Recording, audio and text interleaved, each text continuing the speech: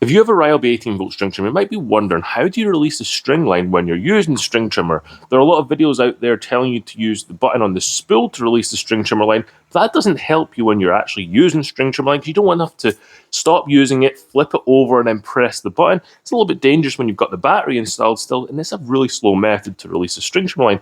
When it comes to releasing the string trimmer line on this Ryobi 18V, you can press this button on the side here. It's on the opposite side to the tabs where you release the spool cover. You press this in and you can pull the string trimmer line out. This is really handy to do once you've just rewound the string trimmer line. Maybe you don't have enough sticking out. You can press this button and release a little bit at a time, and then you can start string trimming.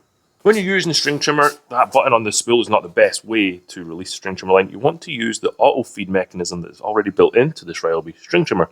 What you need to do is pull your trigger down and release it. And every time you release it, more string line is going to get released from the spool.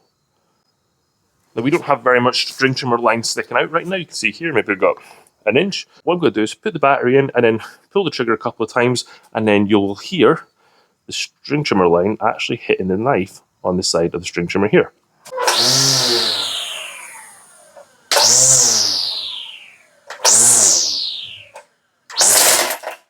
Now you can see that after releasing the trigger a couple of times, and you heard it, this string trimmer line is much longer now, and that's how you want to release a string trimmer line when you're using it on this Ryobi 18V string trimmer. If you found this video useful and you want to see more DIY tips around the home, you should check out this video here next.